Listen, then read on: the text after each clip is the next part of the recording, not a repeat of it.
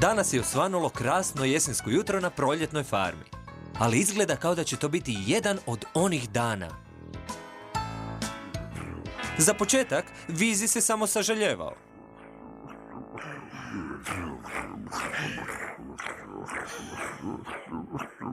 On je završio sa žetvom pšenice i sad se vratio u staju bez ikakvog drugog posla. Tom ga pokušava razvedriti, ali bez nekog uspjeha. Vizi se osjećao prilično beskorisno.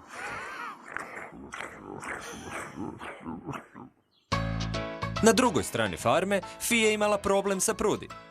Jer kao i većina mačaka, i ona je bila prava mala izbirljivica. Dođi, Prudi, vrijeme je doručka. Što se dogodilo? Pa uvijek si voljela tu mačiju hranu. Kupila sam je samo za tebe. O, zbilja, Prudi.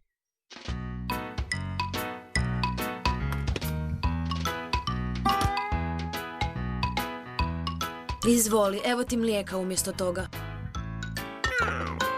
Nemoj mi samo reći da ni mlijeko ne želiš. Pa dobro, već ćeš nešto kasnije pojesti. Sad se moram naći s Metom u voćnjaku. Danas moramo nabrati jako puno jabuka.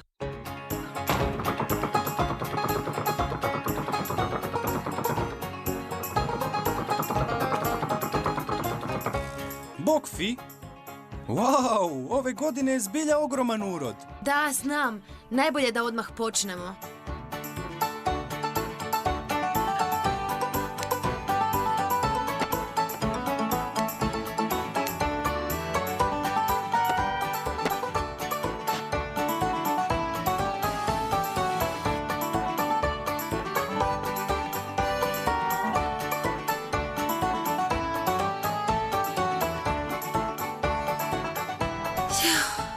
Vrijeme je za odmor, Met. Da, spreman sam za predah. Ti samo daj. Ja ću samo skočiti natrag do kuće da nahranim Prudi. Ili barem da pokušam.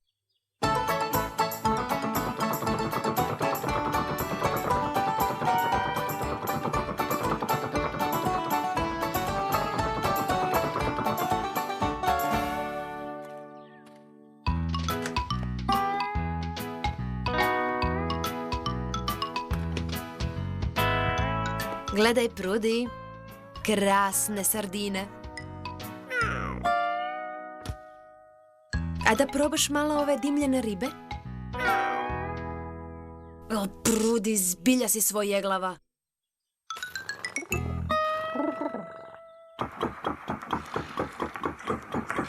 U međuvremenu, Tom je posjetio Vizija. Još uvijek je bio nezadovoljan i dosađivao se. Tom je jako želio da se može sjetiti nečeg čime bi mogao zaposliti stari i bezvoljni kombajn.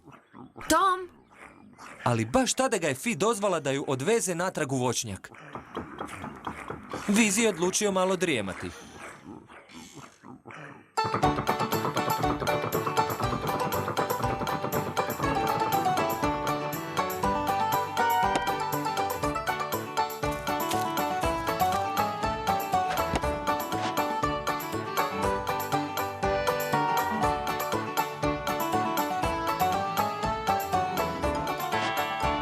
To je to za sada. Ali tamo ih još ima puno. Znam. I samo se nadam da ćemo ih uspjeti prodati. Ti kreni s napunjenim reom do tržnice i provjeri situaciju. A mi ćemo ostatak privremeno pospremiti u staju. Ok, Fi. Vidimo se kasnije.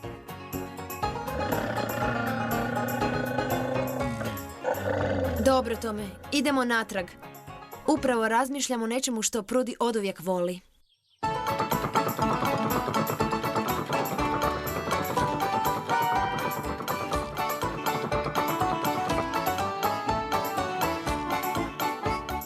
Tako, krasan tanjurić s vrhnjem. Tvoje najdraže jelo. O ne, zar zbilja nećeš ni svoje najdraže jelo okusiti? Za to vrijeme, Tom je iskrcao sve kutije s jabukama. Ove jeseni ih je bilo toliko da su morali čak dio staviti kod Vizija.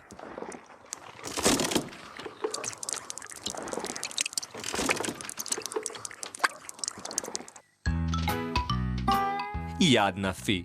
Prudi je bila svojeglava kao nikad prije. Kupus, zapečeni grah, gljive. Odustajem. Vizi je još uživao u drijemanju. Iako on to nije radio svjesno, stvarao je priličan nered.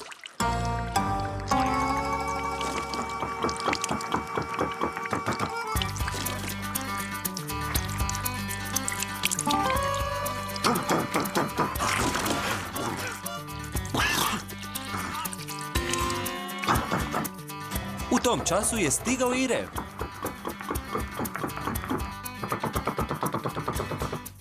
Svi voćari su ove godine nabrali jako puno jabuka, tako da nema smisla da ih još nosim na tržnicu. Ojoj, i što ćemo sada napraviti? Nemam pojma, Fi. Dobro, ja sada idem nahraniti kokice. Kasnije ću te nazvati, ok? Ok. Met je već krenuo kući, ali Tom ga je zaustavio. Imao je neku ideju, ali je trebao Metovu pomoć. Što je tome? Želiš da pogledam u staju?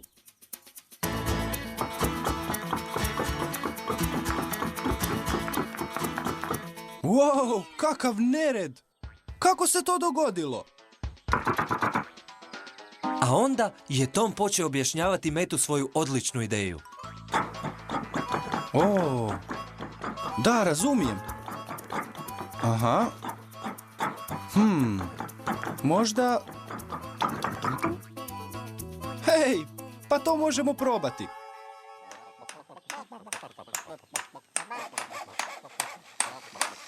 Što se to za Boga ovdje događa? Met je želio iznenaditi Fi Tomovom idejom, pa je rekao Revu da je pokuša zadržati vani. Ne budi šašav, Rev. Zašto ne mogu ući? Kako to misliš opasno? A što onda Met radi tamo? Radi za tebe novi ispušni lonac. Stvarno, mislim da je taj stari već pomalo i preglasan. U redu onda, vidimo se kasnije.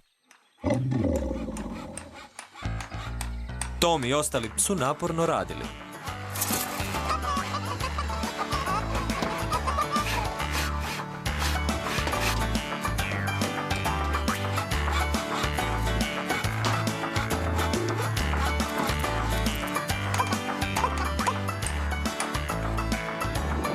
Gotovo je. Idemo isprobati radili. To!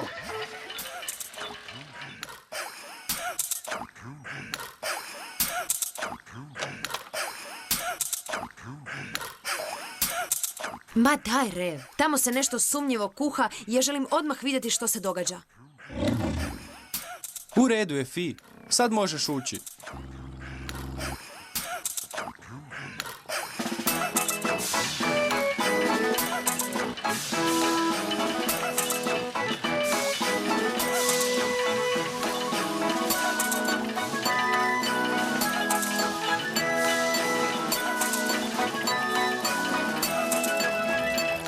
Predstavljamo Vizijev stroj za proizvodnju soka od jabuke.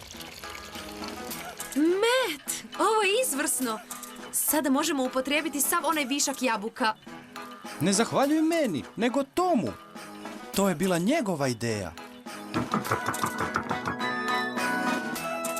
Pa, zahvaljujući Tomu, svi su bili sretni. Met je otišao na tržnicu sa puno svježeg i ukusnog soka od jabuka. Vizi se ponovno osjećao korisnim. A Fi nije više morala brinuti da će sve one jabuke propasti. Jedino oko čega je ona trebala brinuti je Prudi.